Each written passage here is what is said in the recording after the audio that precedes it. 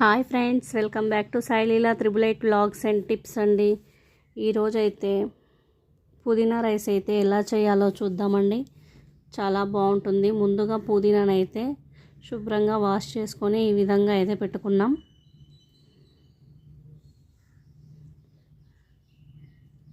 ఒక పెద్ద కట్ట అయితే తీసుకున్నాను.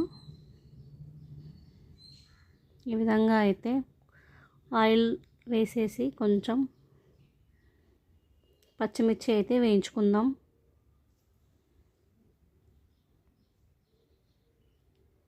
ఈ విధంగా అయితే వేయించుకుందాం.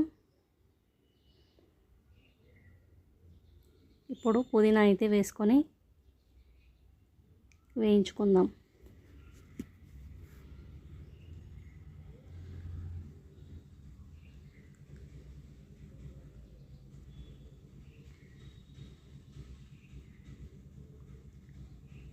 ఈ విధంగా దగ్గరికి అయ్యే విధంగా వేయించుకోవాలండి.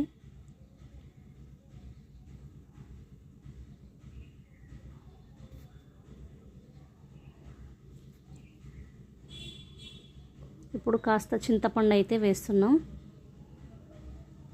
ఎక్కువగా అవసరం లేదు, టేస్ట్ కోసం. ఇప్పుడైతే స్టవ్ బంద్ చేసుకోవాలండి. పచ్చిమిర్చి, పుదీనా,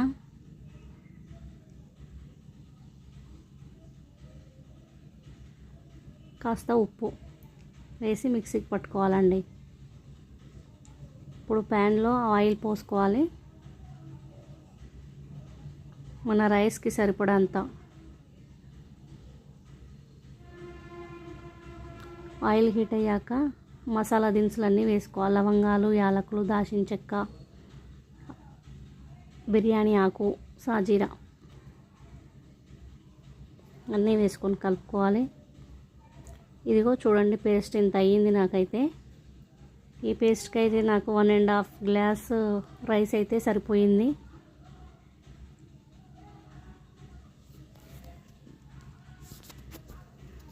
పేస్ట్ వేసుకొని ఈ విధంగా కలుపుకోవాలి.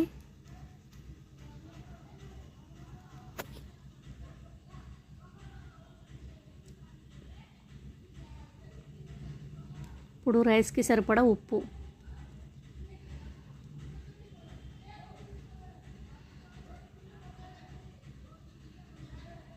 చూసుకొని వేసుకోండి, ఎందుకంటే ఇందాక మిక్సీ పట్టేటప్పుడు కూడా వేసాం కదా.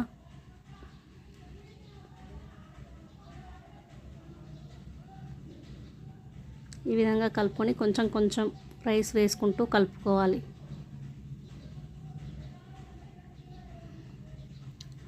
పుదీనా రైస్ అయితే చాలా బాగుంటుంది ఫ్రెండ్స్. మీరు కూడా ట్రై చేసి చూడండి.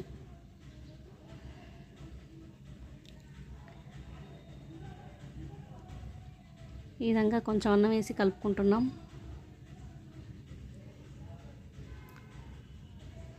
మొత్తం ఒకేసారి కలపాలంటే కష్టం కదా, అక్కడక్కడ కలవకుండా ఉంటుంది. అందుకని కొంచెం కొంచెం వేసుకుంటూ కలుపుతున్నాం.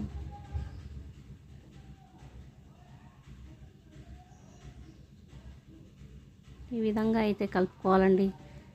మీలో ముందుగా ఎవరైనా మన ఛానల్ని చూస్తుంటే సబ్స్క్రైబ్ చేయండి, లైక్ చేయండి, షేర్ చేయండి ఫ్రెండ్స్.